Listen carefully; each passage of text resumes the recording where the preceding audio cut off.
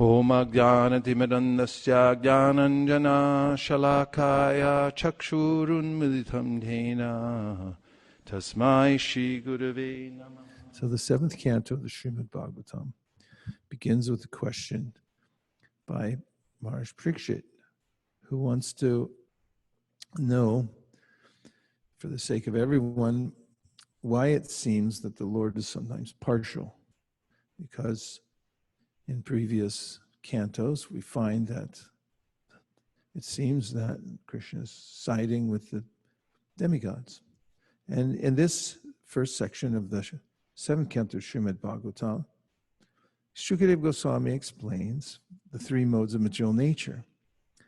And when one develops a certain mode of material nature, that person then becomes connected with success or failure according to the way the modes are moving. For instance, when one's developed the mode of rajas or tamas, then it's very difficult to understand spiritual knowledge. We can hear that from these verses we just read, that until rajas and tamas clears, one can't really clearly understand spiritual life. Tada rajas tamo bhava kamalo bareyaschaye cheta iteranavidam stitam sattve prasidati. Then you become situated in a higher mode.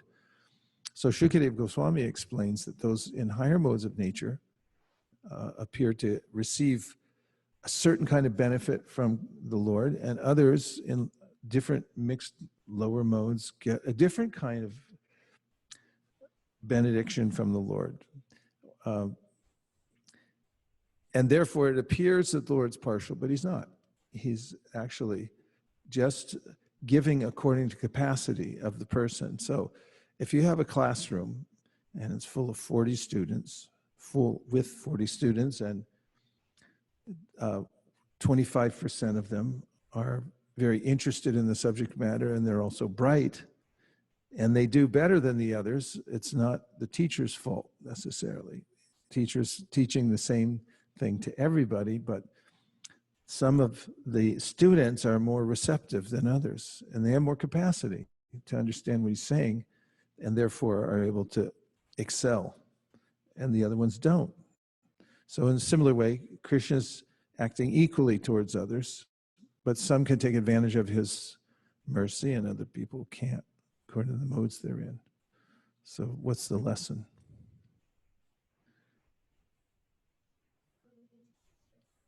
Better get out of the modes. Better get out of the lower modes of nature, which is something that Krishna recommends throughout the Bhagavad Gita, that one should be careful to not dabble in the Jaganya Guna Vrittista Adoka Chanti Tamasa.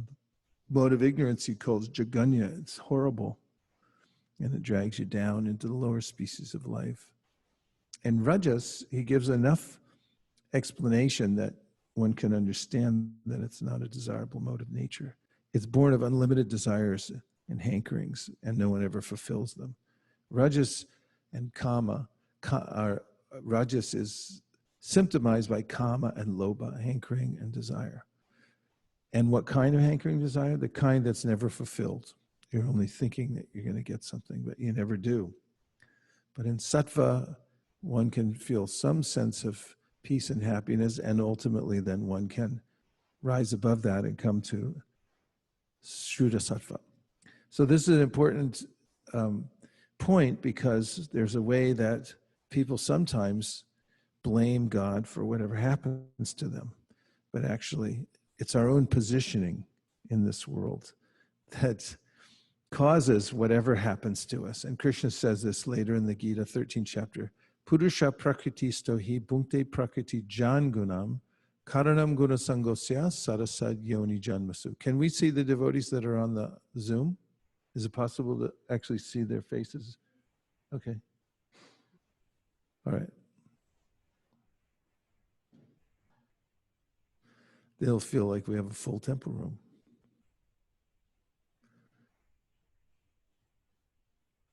So, we hear also in the seventh canto of the Bhagavatam the story of Hiranyaka.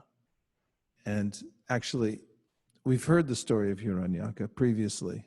He was one of the sons of Diti, the other one is Hiranyakashipu. And see, that's nice. I can see everybody. Hare Krishna. Look, even Vijay's there. Haribol. So Hiranyaka, or Gold Eye, translated in English, was killed by the Lord himself, the form of Varahadev. He came as a hog, and with his lotus hoof, he dispatched of Hiranyaka. And afterwards, Diti and all of the family members were distraught because they had lost a family member. So Hiranyakashipu came and spoke to all of them about, he gave some dry knowledge of self-realization. Of course, it's interesting. And here he is, a demon, but he's speaking these words to his family members to appease them during the time when they're feeling despondent after the loss of Hiranyaka. So he tells them that, he tells them a story of Suyagya. Suyagya was a king. He won many battles. Then he entered the battlefield, and it was his last battle because he was smashed by the enemy.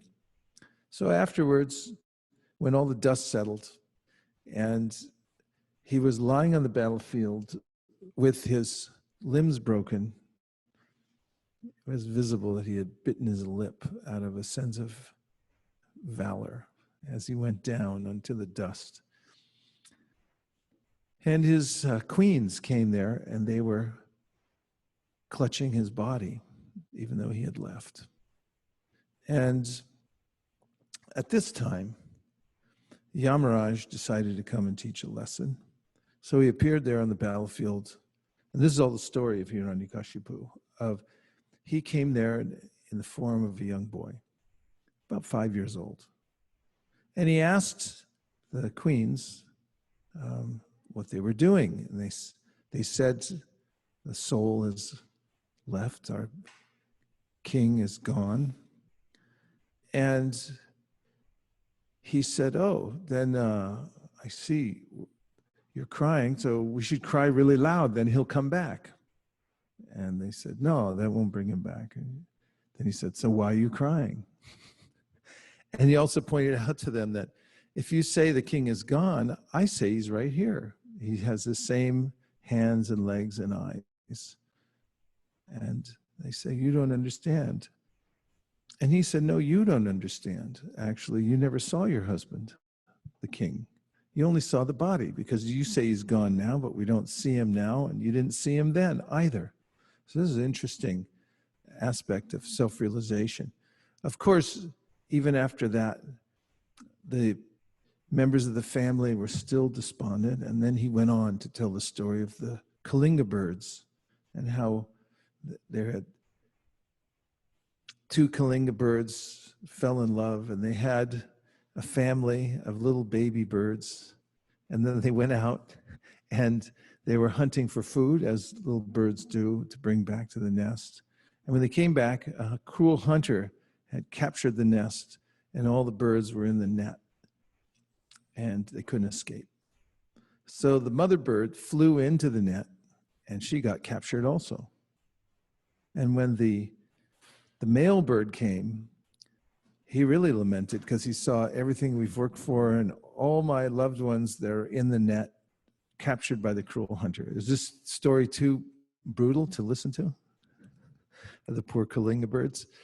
So as he was standing there, watching and lamenting and crying for his lot in life and for the loss of his family, the cruel hunter from behind a tree drew his arrow and also killed the Kalinga bird.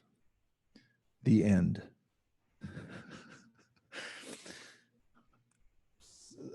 This story, obviously, was meant to illustrate the way that people lament for the loss of others, but they don't realize that a cruel time is coming for them at the same moment, that they're lamenting for others, trying to save others, and so forth. And he gave the example to Hiranyakashipu that we're all travelers in this world. And sometimes travelers, they'll meet in an inn, and they'll sit around at a table, now 6 feet apart, and they'll have, you know, a drink together, and they'll talk, and they'll make some acquaintance, and then they get up and they walk out and they go their separate ways. So he said, our families are like that. We all come together and we think that this is the most important unit in the world. We're special. But then everyone leaves and goes different directions.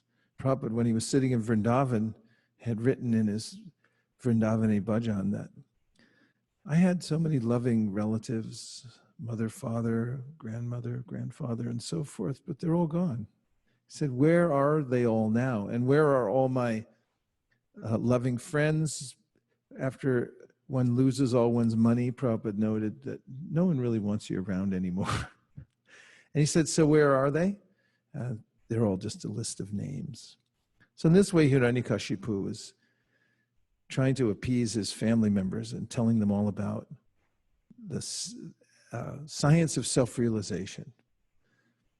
But interestingly, after he told it, it didn't really work so much even on Hiranyakashipu, because he went away very bitter and angry. He walked away thinking, I have to get revenge for the death of my brother. Sometimes people live like this, and they have this spirit that I'm going to avenge some wrong that was done to me. And this is their main motivation in life. And my mother used to tell me, never underestimate the power of all show them. So that's what Hiranyakashipu was thinking, I'll show them. And he put so much into his feeling of revenge and wanting to control.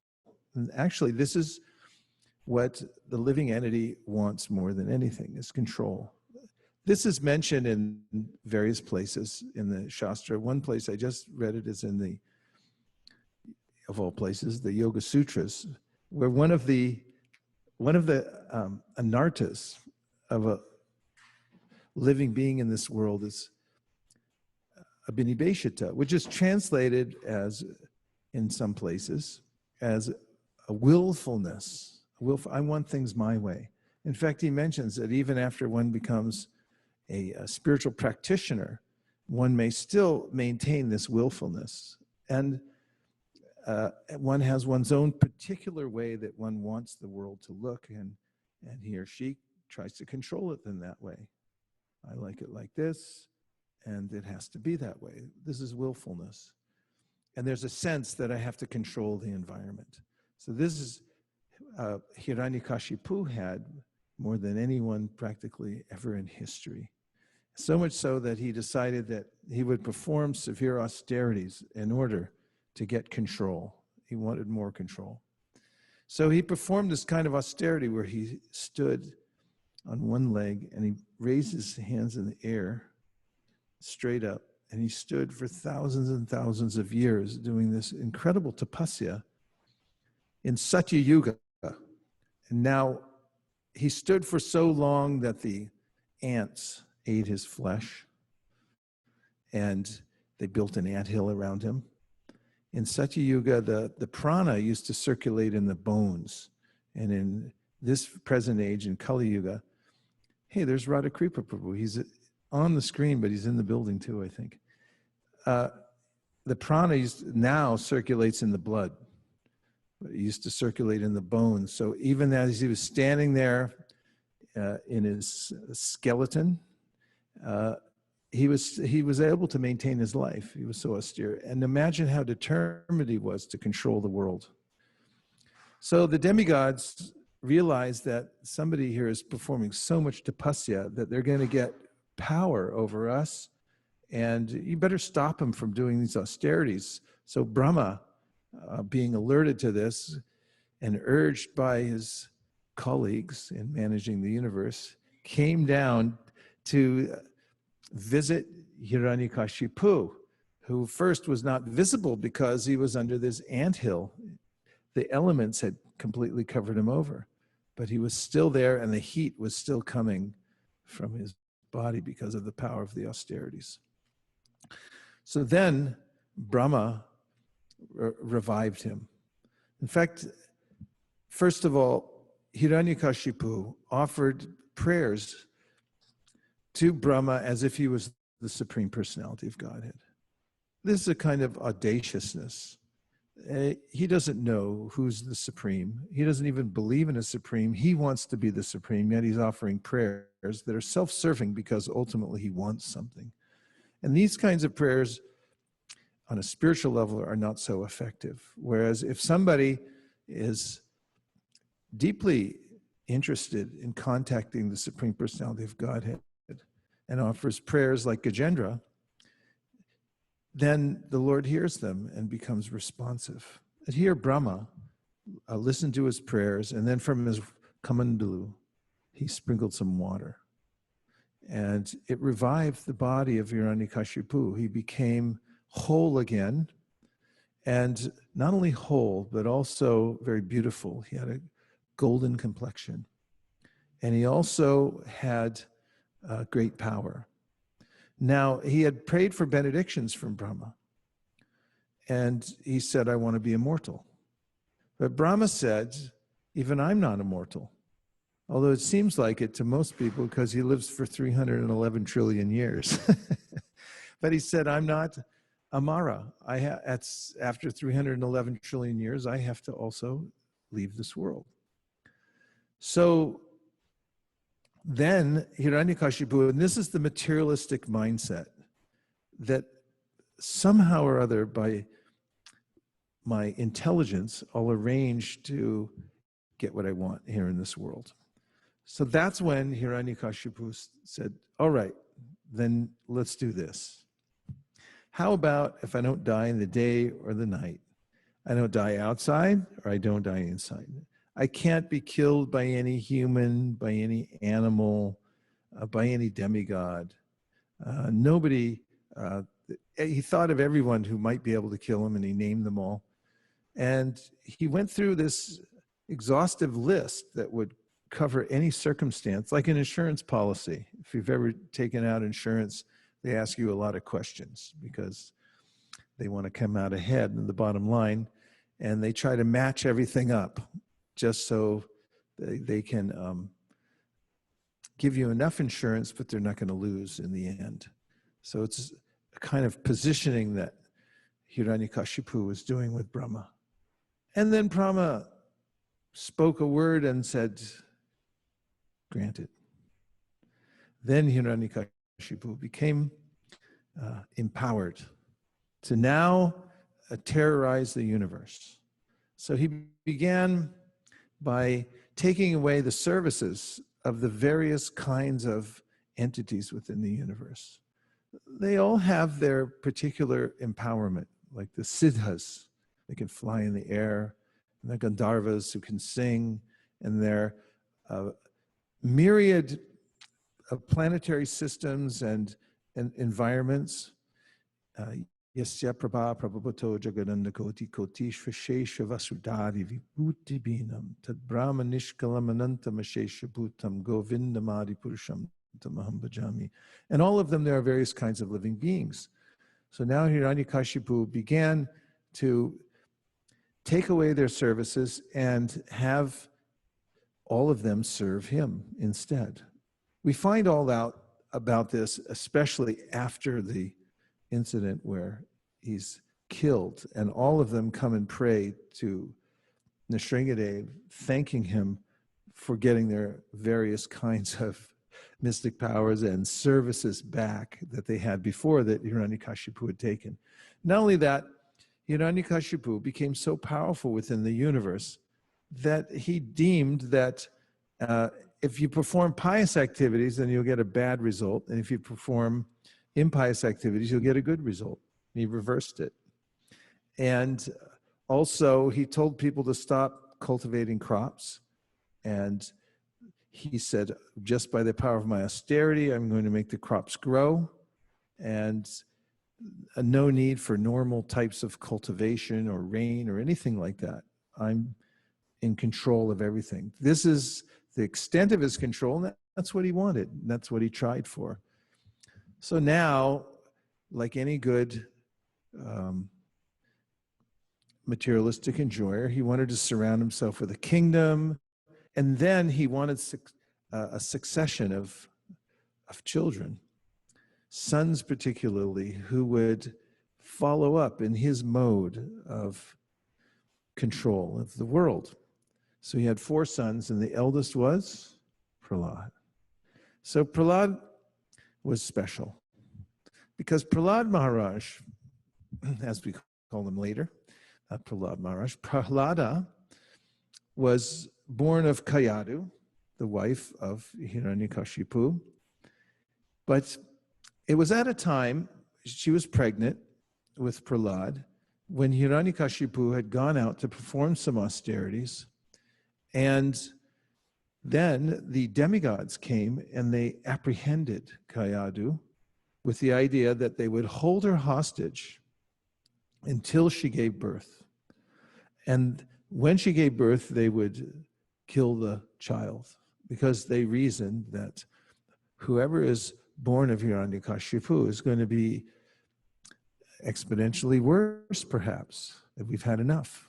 No more of these demons. However, when they were taking her away, Narada Muni intercepted them and said, actually, there's a great devotee within the womb of this woman, and therefore you cannot take her. And the demigods capitulated right away. And Prabhupada explains that. That's because when Narada, who's avowedly truthful and a great soul, he doesn't lie, you can take his word for it. He knows. And therefore they immediately released her to his care. And Prabhupada said, this is how the parampara works. If you hear from somebody who's following the process of Krishna consciousness, then you can take it. And you can understand that you're getting proper knowledge. Otherwise, how would they have known what kind of child was in the womb? So now Narada takes Kayadu to his ashram and takes care of her, knowing that this great soul is within the womb. And he gives all the teachings of Krishna consciousness actually to the child in the womb. The other day I heard that the pregnant mothers here at ISV have a tradition that as soon as they know they're pregnant, then they start reading the Bhagavatam, and they read the whole Bhagavatam to the child in the womb. So by the time the child comes out, he's chanting shlokas and dancing in kirtan, which we practically see as true. As soon as the child comes out here, they're looking around. By the time they can reach anything, it's kartals, and they can already play them and so forth. That's the result of keeping that kind of sound vibration going for the child within the womb. And if a child's listening to television and hearing all kinds of mundane talks in the womb, it's very subtle, because we can understand how a child, even in a 3-month just post-embryonic stage, becomes aware of his condition and then begins to lament, how did I get in here again? I'm stuck in this wheel of birth and death. And as his awareness grows, he's thinking, I don't want to come out, because then I'll be captured by Maya again, and so forth. So it's not that the soul within the womb is insensitive or unhearing. So imagine what a treat it is for the spiritual soul within the womb to be hearing the whole Srimad Bhagavatam during that 9-month period. That must be more than 41 pages a day, because it takes a year to finish the whole Bhagavatam if you're reading 41 pages. So these mothers must be reading like 60 pages or something. Mukharvin, how many pages is it to finish in 9 months? You can look it up on the app really quick. So when Prahlad came out of the womb, he had already heard from Narada Muni, and the vibration that one hears from a great soul is effective. Pravishtakarna Randrena Anambhavam Salilam Krishna Salilasya Yatasharat. But what's the answer, Mukaravinda? Had already heard from Narada Muni and this vibration that one hears from the Vibrations work, they just keep going. What's the story? 55 pages a day. Let's hear it for the pregnant mothers at ISV, reading 55 pages of Bhagavatam a day to the child in the womb. Very good, mothers, very good. So, Pravishtakarna Ranrena Swanam Bhavam Sarodham. This Dhunoti Salilam Krishna Salilasya Yatasharat. What a beautiful verse. This verse by Shukadeva Goswami says that when you hear the Srimad Bhagavatam from a great soul, then the relationship you have with Krishna manifests within your heart. And all the dirty things that are harassing you because you've picked them up from here and there after unlimited lifetimes in the material world, they slough off. Just like in the autumn season when the rain comes, it has a special quality in which it clears up all the lakes and streams. So normally when they're muddy, they get muddier when the rain comes, but with the autumnal rain, then the streams and the lakes and the ponds become clear. So you can see everything on the bottom. Very enlivening sight. And so similarly, when a great soul speaks the Srimad Bhagavatam, then we become purified and we can actually understand our relationship with Krishna. So this was Prahlad. And Prahlad mentioned, sometimes people say, well, did he become a perfect soul by hearing? Or was he already and then he appeared there in the womb? What an interesting question. Well, I'm going to give you an answer which may not satisfy you, but it's there in Prabhupada's purport where he says he's a mixed, half siddha and nitya siddha and half sadhana siddha. He's an eternally perfect soul, but also by sadhana. So when Prahlad Maharaj then was growing up, his father was enlivened because he had sent him to the best school to learn this mindset, this worldview, that the world's there for me to dominate. And Shanda and Amarka, who are materialistically oriented, and their father, who's their father? That's right, Shukracharya. They were all set up, to cultivate people in this materialistic way of thinking these are my friends and these are my enemies. So Prahlad had already heard the folly of seeing friends and enemies because he's a self-realized soul. And in the Bhagavad Gita, Krishna says, Vidya Vinaya Sampane Brahmani Gavihastani Shuni Chaiva Shapakecha Pandita Samadarshina. That a person who's come to the point of being really learned and self-realized sees everyone spiritually and knows that everyone's a part and parcel of Krishna. Doesn't see the outside body. So the idea of domination in the material world because of one type of body or another seems ludicrous to such a person. It's a waste of time. Even Bhumi in the 12th canto of the Srimad Bhagavatam speaks up and she says, I watch these people come into the world and they try to dominate the land that they live in. They fly their flags and they say, we're the kings of this land. And then they fight with each other. It's funny, during the COVID outbreak, there was some war going on where they called a ceasefire because let's just have a ceasefire while this is going on. And then we could take up killing each other later after we're not getting killed by the virus. So this is demoniac mentality. So Prahlad, when he saw it at school, he thought, oh, this is what my guru taught me about. He was such a pure soul that when he noticed that this is actually what they're teaching in an unabashed way, that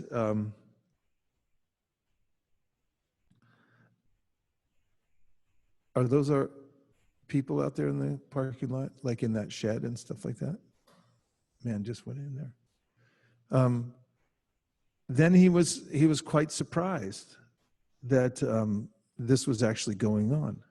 So then it kind of the moment of truth arrived, because Father is so eager to see the son follow in his footsteps, especially the eldest son, and Prahlad was the eldest son. So he called Chanda and Marka and he said, bring my son. I want to see how he's doing in school. Let's see his report card, and we'll have a PTA meeting here. And he came, did Prahlad before his father, and his father was so affectionate toward him. He picked him up and he smelled his head out of affection, and he was beaming with pride. Here's my little boy. And he said, Prahlad, just tell me something from school. I want to know, what do you like the most? What's your favorite subject? And what did you learn in school? And Prahlad sings a verse. Tatsaru manye suravarya dehinam sada sanmudvignadiyam asadgrahat hidvatma patam griyamanda kupam vanam gato yaddaram ashriyeta. He says, "Oh Father, best of all the demons." Suryavarya means like, they're demons, but you're the Varya. You're the best of all the demons. Said, Tatsaru manye suravarya dehinam sadasa mudvigna asadgrahat. If you're a satgrahat, you're dedicated to the temporary life, family life, and trying to enjoy and control everything in this world. That you should get out of that, and you should go to the forest, go to Vrindavan. And there you can have a look now. Just came out. You can go to Vrindavan. You should go to the forest. Vanam gato yad dharamashriyeta. Vanam means the forest. Gato. You should get away from your entanglement in the material world and go to the forest. And which forest? Which forest should one go to? What's the best? Vana is the name of forest, right? So which forest should one go to? What's Prahlad saying? Vrindavan. Vrindavan. Vrindavana. So you should go to the Vana of Vrinda. So he's telling his father, give up this nonsense being a king and a controller and a big demon, and just go to the forest and become a devotee. And you're never going to get anywhere. So that was the best thing. And his father was shocked. He said to Chanda and Amarka, his teacher, so what are you teaching him? He's like, I didn't send him to school. I'm not paying this much tuition for for this kind of nonsense. He said, what's going on? And both of them said, we didn't teach him anything like this. We're teaching him all the good stuff about how to be a big demon like you. And we can't imagine where it came from. And so he said, well, you go back and try harder and make sure that you do it right the next time. There must be somebody sneaking in or something's happening. So they made a concerted effort to make sure that Prahlad wasn't getting any outside association. And he was a really good student, Prahlad. He listened carefully. He's a devotee. He's very humble and bright. And so they thought he's coming right along. So after another period of time, they thought, okay, now we can bring him back. So they bring him back to Hiranyakashipu. And this time, he waits to see what Prahlad's going to say. So, okay, now you tell me, son, what have you learned? What's the best thing? And Prahlad says, Shravanam Kirtanam Vishnu, Smaranam Parasevanam, Archanam Bandhanam, Dasyam Sakyam Atma Nivedanam, iti pumsart pita Vishnu bhaktischin navalakshana kriyeta bhagavatya tanmanye ditamutamam. He said, if someone's actually intelligent, then they'll take to the process of direct devotional service. And here's what it is. It's hearing about Vishnu, chanting about Vishnu, remembering Vishnu, serving Vishnu's lotus feet. He's going, telling the 9 process of devotional service. Hiranyakashipu hates Vishnu. The very reason he got all these powers and did all the austerities, it's just so that he could dominate and be against Vishnu. He killed his brother, did Vishnu. So now he becomes furious with Prahlad, said, this boy is incorrigible. You try to just kill him, get rid of him. And he gave the example of in your body, if you get an infected limb, the doctor just says, look, if you want to save the body, you got to amputate, take the limb off. That happens sometimes. The limb becomes septic. And so they went off and they actually tried to kill Prahlad. And in their attempts, they failed. They tried to give him poison, but Vishnu intervened and he made it like nectar. He drank it. It did no effect. They tried to put him under the feet of elephants, but the elephants wouldn't trample him. He threw him off a cliff, but Krishna caught him at the bottom, and he wasn't vanquished. And through all different ways, Krishna was there to protect Prahlad. And his father became really concerned about this because he saw that Prahlad actually had some supernatural power. And this morning, Bhakta Omkar sent me a verse about how Krishna is like a planet, a graha. These planets are like grahas. Like right now, I had heard from some astrologers that Shani, Saturn, and Ketu had been connected with one another. That's how they cooked up this whole virus scam that's going on. Now maybe they've broken off and going in different directions, but there's ways in which the influences from various planets and stars, the grahas, the grabbers, move the world in a certain way, and each individual according to their conditioning under the modes of material nature. But the verse, does anybody have the verse? I put it up on one of the forums today. If you could read that, Manjula Kanta, we'd appreciate it. And so Prahlad Maharaj then speaks about how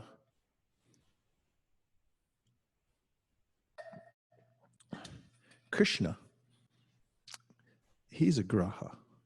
He has his own influence. Okay, go ahead. What is that verse?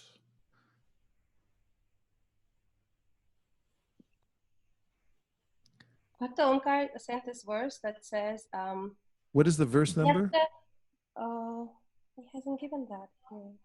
It cuts off at the verse. It says, Okay.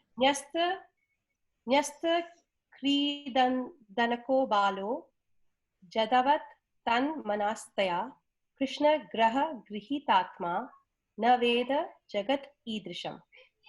And the translation goes, from the very beginning of his childhood, Prahlad Maharaj was uninterested in childish playthings.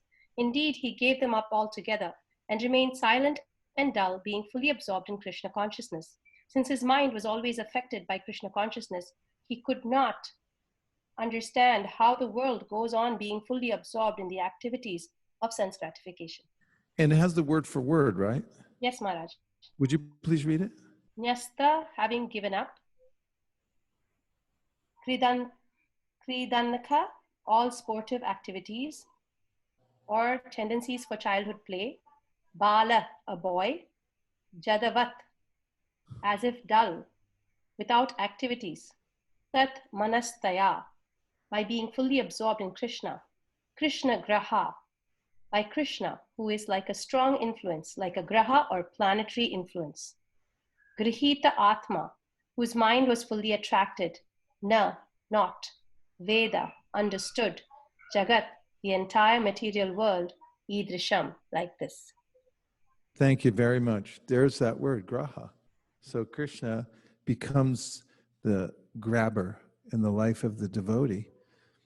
And Just yesterday, I was listening to Prabhupada explain about how we can't remain inactive, that we need variety and we need activity in our life. And we either put ourselves under the control of the material nature, or we can put ourselves under Krishna's control.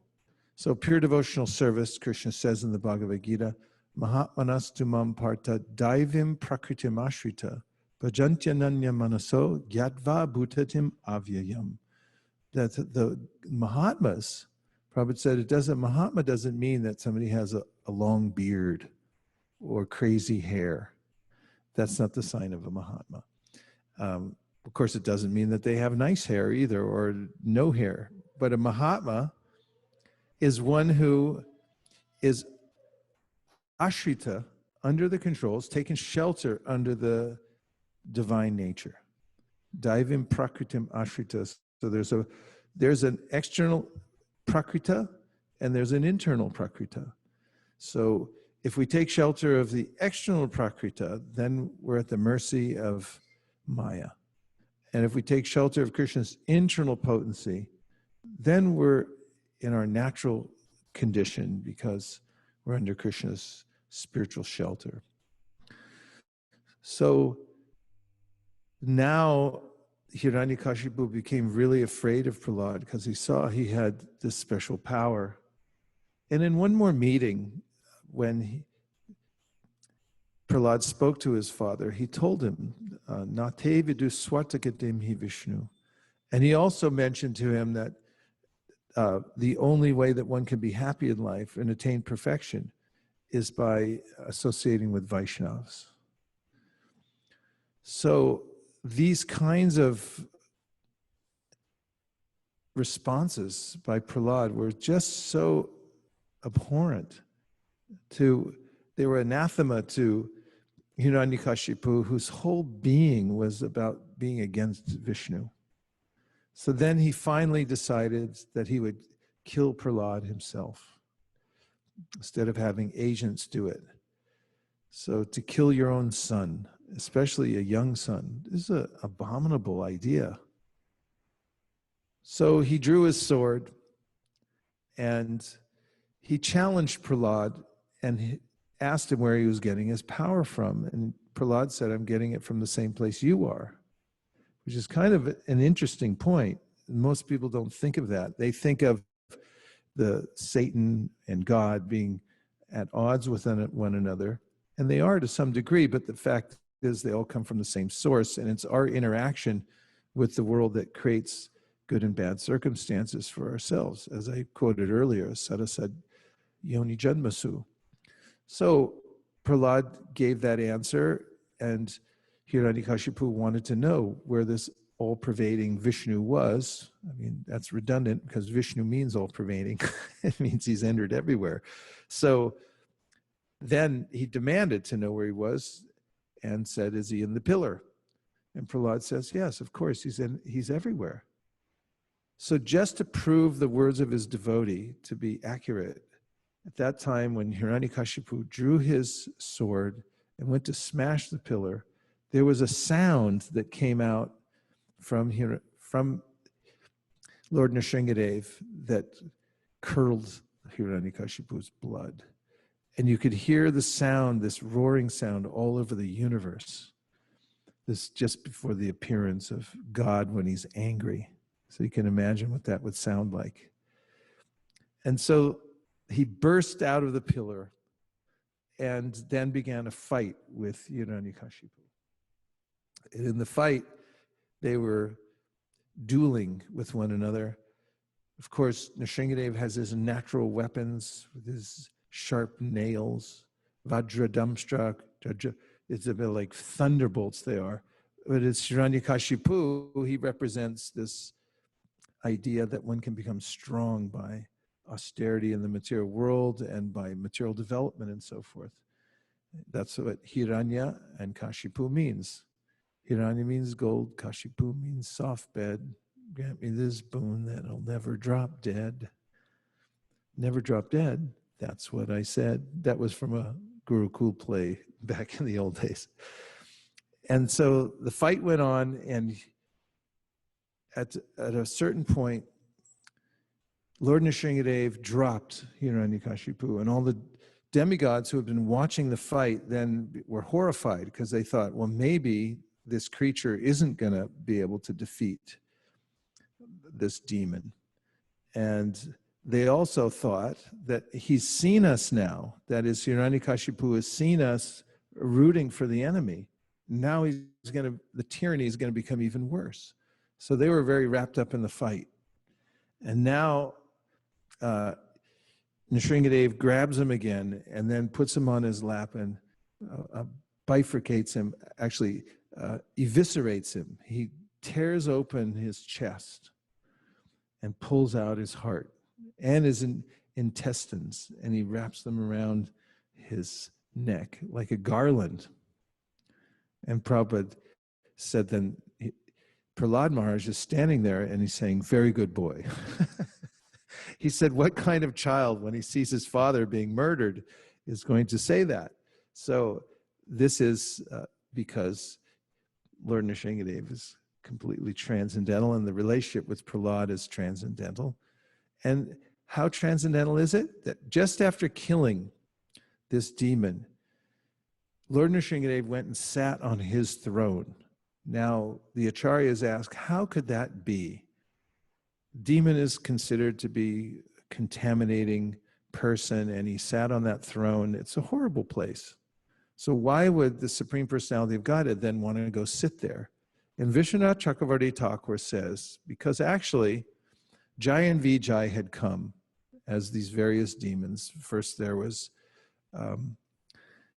Hiranyaka, Hiranyakashipu, and then there was Kumbhakarna and Ravana, and then finally there's Shishupal and Dantavakra. So these are actually devotees appearing in these roles so that Krishna can have Vira Rasa, which means he likes to fight. And it's kind of a play. It is a play. It's a Leela. So this is one of the places in this drama that the origins of Jai and Vijay come out, because as he sits on the throne, then he's appreciating that my devotee sat here. And who was the devotee? Hiranyakashipu, because he was Jai Vijay. He was one of the of Jai and Vijay who had taken birth as Hiranyakashipu. What's more, when he was tearing open his heart, Lord Nrsimhadeva was, with his lotus-like hands, holding the heart in his hands and thinking, how did you allow these anarthas to come into your heart? He was appreciating his devotee.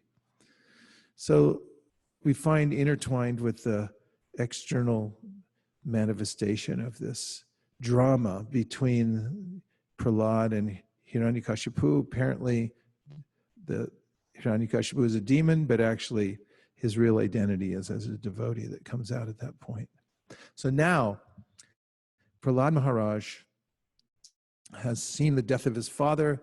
The demons see that the universe is saved, and they all come forward to offer their prayers. And there's a long string of prayers, as I just mentioned a moment ago, each of them appreciating the appearance of the Lord. But Nrsimhadeva is not appeased at all by these prayers. And and even Lakshmiji notices that she's afraid to approach him at this point. If this is my husband, I don't really recognize him. He's so angry. So they finally push Prahlad Maharaj forward, Prahlad, the child, and say, you try, you offer prayers. And then Prahlad begins to offer his prayers, beginning by saying very humbly that, and it's said that Gadgadaya, with a choked up voice, so much devotion he has. He's offering with great devotion, and he then begins to say that, what can I say? These great souls who are in the mode of goodness have offered you all kinds of prayers. Well, I'm just a little child. And not only that, I come from a family of demons. So what can I say? And then he thinks of Gajendra. And he says, if Gajendra, who's an animal, but he was sincere, Bhaktyatu Tosha Bhagavan Gajayutapaya, because he had a little bhakti, Tutosha, he was able to satisfy you. So therefore, I'm going to try. I'm going to try because just sincerely from my heart, I'm going to try to offer prayers. So Prahlad Maharaj said that this is the secret. If you're sincere and you just try and you offer prayers. And then he says, remember that whatever you're offering to the Lord isn't for the Lord's benefit. It's for your benefit because he's already Purnam. He's complete. He doesn't need anything from us. But if you give it, then you become edified by that offering to the Lord. And he gives such philosophical prayers all the way through the 9th chapter of the 7th canto. And finally, Lord Nrsimhadeva, pleased with Prahlad, tells him, please take some benediction. Because I'm Bhagavan, I give benedictions. And Prahlad says something that's indicative of his position and why he's worshipped by everyone. And that is that I don't want anything. And he really meant it. I don't want anything. I didn't worship you because I want something in return. I'm not a vanik. I'm not a merchant. I didn't worship you because I need something or want something. I just am your eternal servant. You're my eternal master. And that's just the way it is. And we'll just leave it like that. But Nrsimhadeva said, no, I'm Bhagavan. I give benedictions. You take something. He pushed it upon Prahlad, who finally said, then please give the benediction to my father. This is the father who abused him, tried to kill him. So Prahlad's heart was so soft, he wanted to save his father. So then Lord Nrsimhadeva said, I already saved your father. Not only that, I saved 20 generations before and after. Because of you being a pure devotee in the family, I'm going to give benedictions to everybody, forward and backwards. So don't ask for something else. So then Prahlad says, if you offer me any benediction, this is what I want. That within the core of my heart, there be no material desire, only desire to serve you. So this is the basis for one entering into Krishna consciousness in a productive way. Na dhanam, na janam, na sundarim, kavitam va jagadisha kamaye, mama janmani janmani shri bhavatad bhaktira haituki tuai. Lord Chaitanya Mahaprabhu gave this mood that I don't want anything. I'm just service for service. And if anyone serves in that way, follows in the footsteps of Prahlad Maharaj, we notice them. You notice it, don't you? If somebody's doing service and you can tell they don't care, they're not doing it to put themselves forward, to make a big show or even a little show. They just are doing service for service. Then they become effulgent. And not only that, it attracts Krishna's attention. And that's the only thing that attracts Krishna's attention is that sincere service attitude. And that's where devotional service begins, the mood of Prahlad Maharaj. So we worship Prahlad Maharaj even more than we worship Nrsimhadeva. In fact, you'll notice throughout the whole 7th canto, there's very little about Nrsimhadeva. There's a few verses. He appears at the end, he gives a benediction, and that's it. But most of it's about Prahlad, and most of it's about Narada, and it's about Prahlad's mood and how he lived his life. And it's something we can all relate to, because material life, especially for devotees, is a conundrum. I mean, how do you actually get along in the world without getting contaminated by bad association? What if you have a father who's a real demon? What if you have all kinds of obstacles in your life? What do you do? I mean, it doesn't get much worse than a father who tries to kill you just because you want to chant Hare Krishna. But Prahlad showed, here's how you do it. So his mode of devotional service is extremely important.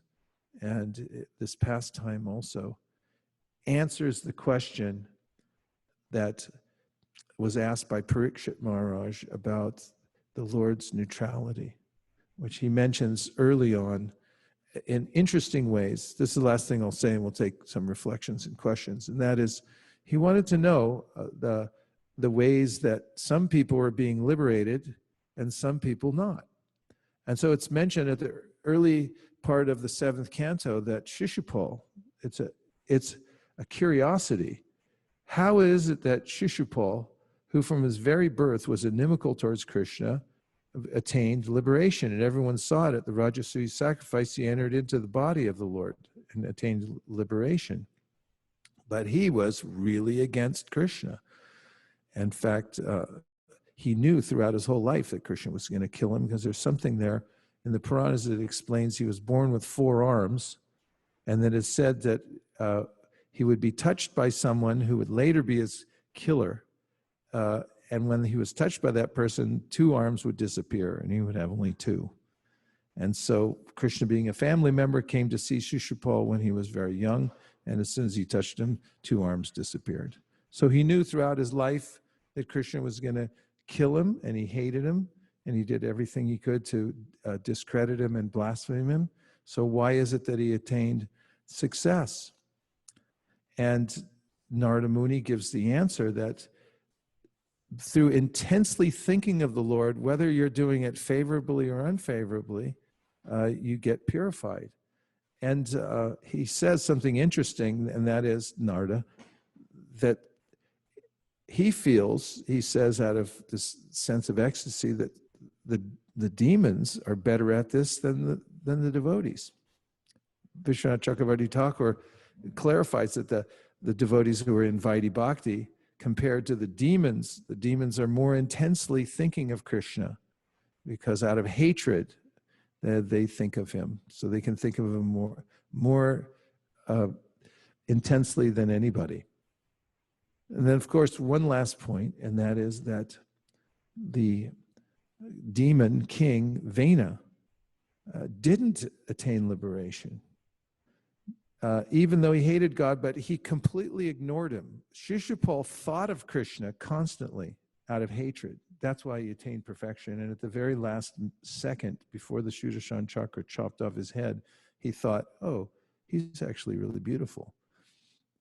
That's why he attained liberation. But Vena completely denied the existence of God. In fact, he told everybody, stop doing all these yagas, just offer everything to me. I'm the king, I am God. You don't need to think of God, or nobody needs to think of God, because I'm him. And he was killed by the sages, but he didn't attain liberation because he didn't think of Krishna. So 2 points. One is that if you're going to be a demon, then you should hate Krishna and not ignore him. And the other one is that you shouldn't be a demon. In fact, it's mentioned there in that section that don't try this at home. In other words, don't think that because the demons think of Krishna so intensely in a non-favorable way that I'll also be non-favorable towards Krishna, and therefore I'll think of him in that way. That's not the idea. The idea is anukulyena krishnanushilanam. You should cultivate shil, devotional service that's favorable towards Krishna, and then imagine what kind of a fruit there will be. Everyone still okay? All right. Now we'll take reflections or questions, because we got all night here. They let us back in, and so now we're not leaving. All right, go ahead. See how this works, Ramana.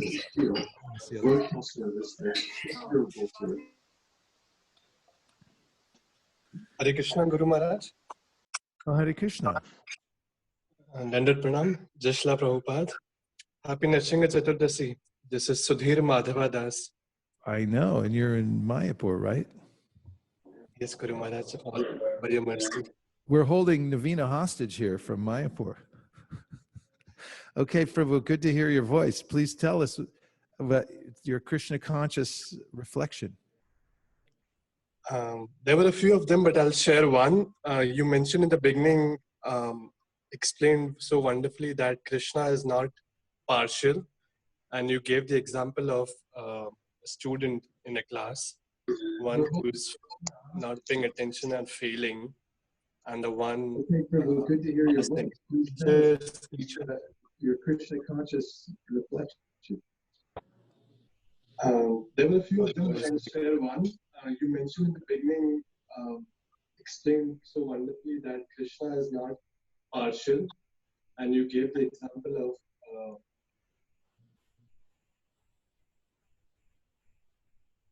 sorry, there was an echo. Am I still connected? You are. We can hear you now. There was a slight jumble of sounds there for a minute, but I think that our crew has it under control based on their countenances. They look quite victorious over there. Go right ahead. Okay, just I want to request that those who are not speaking, please mute your microphones yourself. And only those who need to speak, please unmute your own microphone. In that way, everyone can hear the voice of the speaker very clearly. Thank you very much. So the teacher is giving the same teachings to the students. So it's also up to the student. And in the previous classes, you had also shared that Krishna reciprocates accordingly. So if a student is more adhering to the instructions of the teacher and is inquiring submissively, and the teacher is reciprocating accordingly. So that's not partiality. So thank you so much for elaborating that point. Yeah, it makes one think about how to prepare oneself to accept Krishna's mercy. Really, devotional service is how to make oneself receptive. And his mercy's there all the time. I had this experience once when I was visiting that place in, I think it's Scotland. What is the name of that place? Bhavan?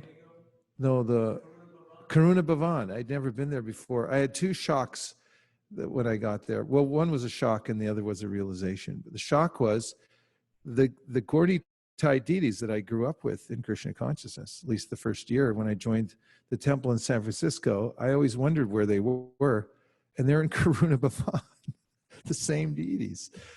I recognized them right away, and I couldn't believe they had gone all the way to Scotland. That was the first thing. I didn't know they were there. And the second one, I saw these beautiful pictures of Krishna on the wall. And that night I was thinking that actually Krishna is always manifest. It's just I can't see him because I'm not qualified. In other words, his personal form is always there. It's not that it's hard to see. Brahma says, Premanjana Trudita Bhakti Vilochanena, Santaksa Deva Hrideshu Vilokayanti, Yam Shama Sundaram Achintya Gunaswarupam Govinda Mari Purusham Tamaham Bhajami.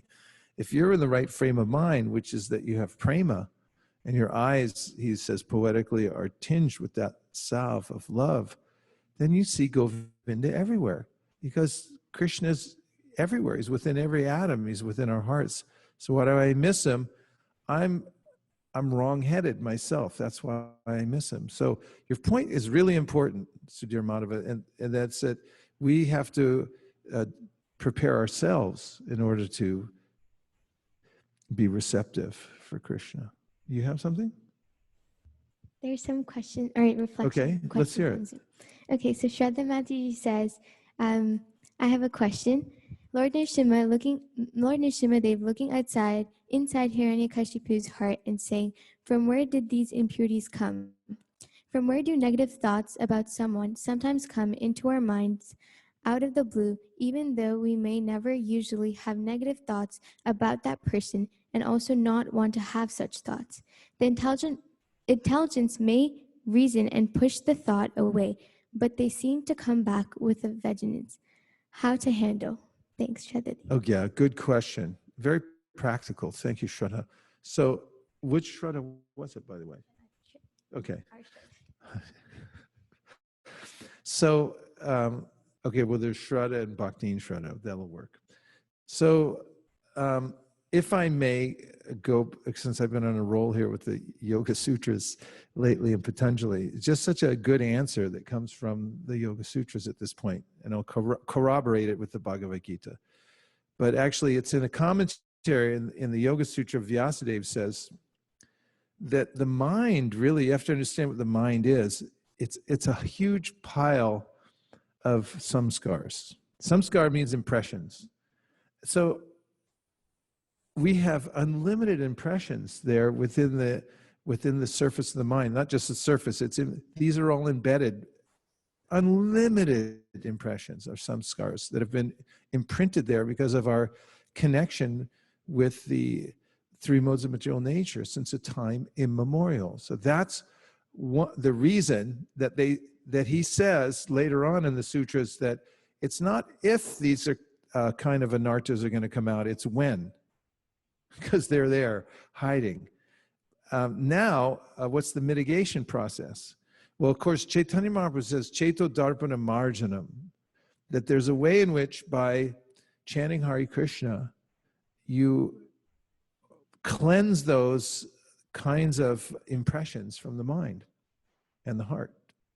It's called the chitta, which is a combination of the intelligence and the mind and the ego, the subtle body. It becomes cleansed by chanting Hare Krishna.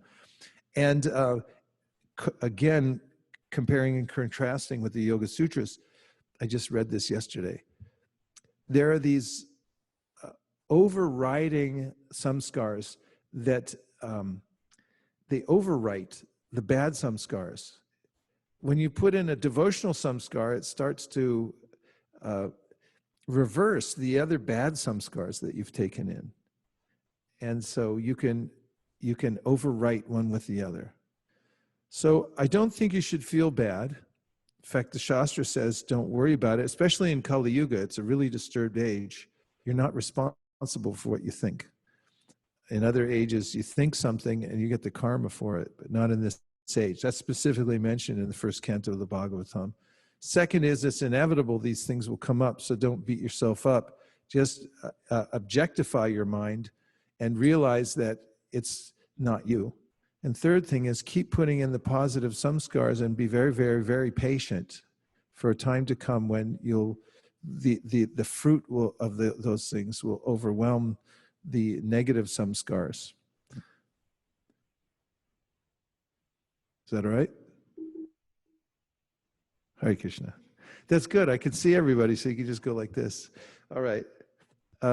What should we do now? One from there or one more from Facebook? Is there another comment that you want to give live, and they'll test our audio system to see if we get an infinite echo loop? Hare Krishna, Guru Maharaj. Hey, Devavrata Prabhu. Hare Krishna. I just wanted to say that I really love this pastime because it's very relatable. I was reading with Brigupati today a particular purport, and it was talking about how although Prahlad Maharaj was born in a demoniac family, because he engaged in the process of devotional service, he was free from that bodily contamination. And Prabhupada is just making the point that anyone, if they engage in this process, they can become free from those anarthas regardless of the background that they're coming from. So I'm just really appreciating how much hope this particular pastime gives us. Yeah, unlimited hope. And Prahlad in his prayers goes on to say similar things, that it doesn't matter where you're born. Like Viprad Yutad Ananaba Padara Vindamukach Swapacham Varishna Manyeta Arpita Mano Vachinehi Tarta Pranam Bunati Sakulam Natuburimana Viprad Vishad Guna. There it is. Viprad Vishad Guna Yatadara Vindanaba Padara Vinda Vimukachva Pachamba Rishnam Manyetat Arpita Manova Chanehi Tarta Pranam Punati Sukulam Tuburi Manaha. He says that even if you're born in a really bad family, how bad? How bad is it? How bad does it get? Shwapacha means that you're dog cookers. You know, you come home, Mom, what's for dinner? Like, dog again? I mean, it's horrible. It's really horrible. And he said, you know, if you come from a family of dog cookers, if you become a sincere devotee, then you can overcome that prarabdha. He said, on the other hand, if you're from a high Brahmin family, and you don't have that sincere desire to serve the Lord, in fact, you think that you're all important and you don't give importance to God, so you can't purify yourself and you can't purify anybody else. whereas a person who's sincere can purify his whole family. So yes, everything's overcomable by which is a weird word. Everything can be overcome by the process of sincere devotional service. Okay, one more from Facebook. I think we have 10 more minutes before we have the Abhishekam. There's reflections on Facebook. Reflection, Would you like yes. reflections? Pray tell. So Chaitan Kumar Prabhu says, Hare Krishna Guru Maharaj Ji, Dandavat Pranam, please accept my humble obeisances. Now, after Nrsimha Caturdasi, COVID will start to subside. Lord Nrsimha has come to save his devotees along with his devotees. Other jivas also get saved as devotees are full of compassion and mercy.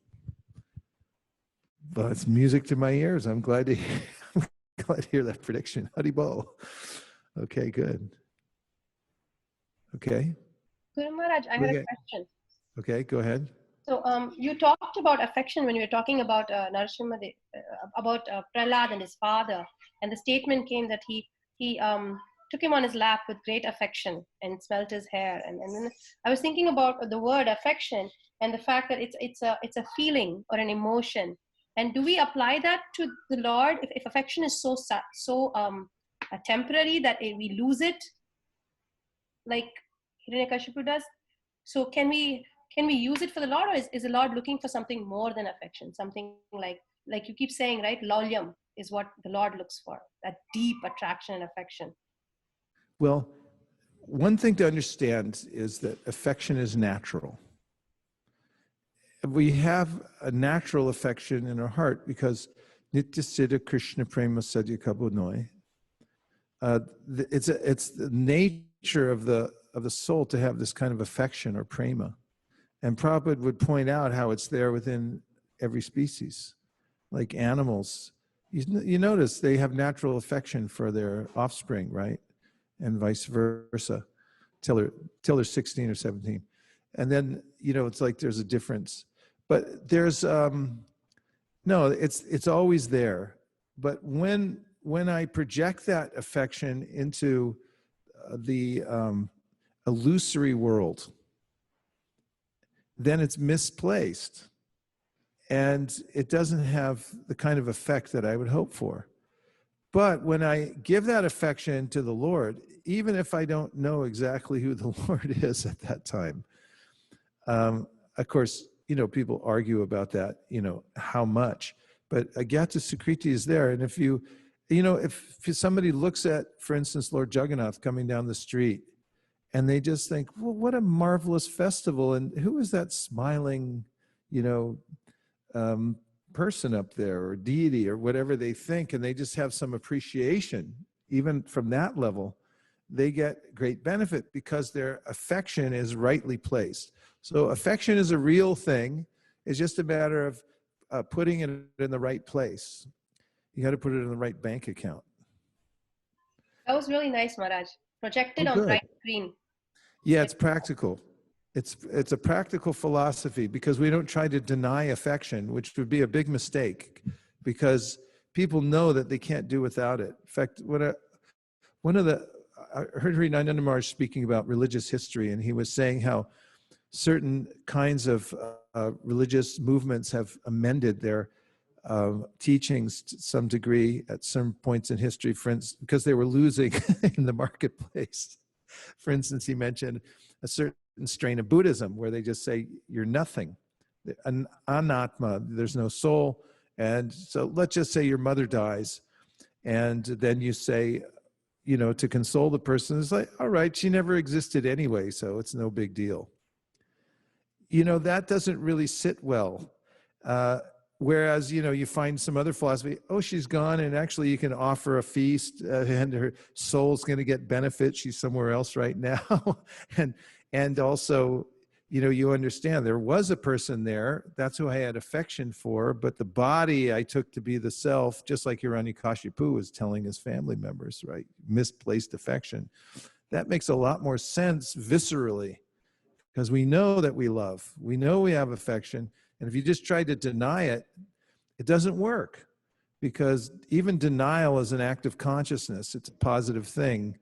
You can't get away from your personhood. That's a big mistake. So yes, affection is part of being a person. And Queen Kunti talks about this. Ata Vishvesha Vishvatman Vishnu. She says, you know, help me cut out that part of the affection that I just have for my earthly family. I mean, if she can even claim she has like a worldly family, and let it be, you know, into my spiritual family and for you, Krishna. So there's that fine tuning of affection that's there in bhakti. That's what it means, really. That's why bhakti is so practical, because it actually is what we're used to. We're used to, you know, getting together, appreciating people, singing with them, having food. You know, you want to have people over and have food. That's why everyone's all upset right now. It's like, I can't be with people. We're not, you know, it's like if you say go to a cave and just sit there by yourself, it's not going to work for anybody, except for maybe a really advanced Bhajananandi who doesn't want to see anybody else. That's rare in history. But people want to be together. They want to eat together. They want to sing together. They want to dance together. That's bhakti. It's just you have to apply your affection and you know, your understanding of who you're associating with correctly. So anybody can do bhakti. That's what we're already doing. Just adjust your understanding of where the affection goes. You got a reflection there? A lot of questions on Facebook. Would you? Is that right? Yeah. Let's take one. Okay. And we'll save those questions for later too. We're saving them up, and we'll have a question-thon. Questathon. Okay. Raseshwari Leela Mataji says, are there any reasons for Jai and Vijay to prefer being born as demons instead of devotees? From perspective of absolute time, it appears 7 births as devotees versus 3 births as enemies of the Lord would not be very different. Yeah, but if you take it that 1 second is like 8 years or more. Yugayatam nimishena chakshusha pravishayitam shunyayitam jagatsarvam govinda virahena made. Lord Chaitanya didn't think so. It's like 4 more births to be separated from the Lord somehow or other. I mean, that was the idea. Plus, there's a kind of cooperation with the Lord because, you know, he was expressing his desire, really. He didn't say it overtly, but the whole thrust of this pastime is that he wants to fight somebody. You know, it's like WWF. It's everyone knows it's a fake fight, but they still go there and get into it. I mean, you know, he wants that valor, the viraras. So that was part of that cooperation with that. Another one? Devavrata Prabhu says, is becoming aware of anarthas evidence they are being removed? It's part of it. Yeah, because as it's said in the Bhagavatam, 3 kinds of people. 2 are happy and the others are suffering. So the 2 that are happy are the complete fool who's in complete ignorance and doesn't know anything. And the other one is the Paramahamsa who's already gone through anartha nivritti and everything else, and everybody else in between suffers. So yes, being aware of an anartha is the first way in which one is able to uproot the anartha, because if you don't acknowledge it, that's a problem. If you don't know it's there, that's a problem. But if you know it's there, it's still a problem, but at least now you can face it and deal with it. So that's progressive. That's it? No, there's no. Unless. Oh, let's see. Who is that? I can't see from here. Venkat Prabhu, go ahead. Did you have something to say? Yes, Prabhu, I have a question. Yes. You have told an interesting aspect of Buddhism. So I was just thinking, what is the reason that Buddha is considered as one amongst Dashavatars rather than Balarama? Well, it's because Buddha is actually a Shaktivesha incarnation of Krishna who came for a specific purpose, and that was to help to take people away from animal slaughter. And it's a circuitous route that Krishna takes oftentimes as a part of a huge project that he has to bring people closer to him. And so that's the reason that the Buddha's there. And in the list of all the different incarnations of the Lord, you'll find that the only one that isn't listed there is the Avatari, who's Krishna. And that's why the Bhagavatam says, Ete chamsha kala pumsa krishnastu bhagavan swayam indrari vyakulam lokam mridayanti yuge yuge. That all these other aforementioned manifestations of the Lord are the emanations from the one source, that is Krishna, the Supreme Personality of Godhead. And that includes Balaram, because he's the first manifestation or the first expansion of Krishna. Nachari Armarman, Nachari Armarman, Nachari Armarman, Nachari Armarman, hey, Nachari Armarman, Nachari Armarman, Nachari Armarman, Nachari Armarman.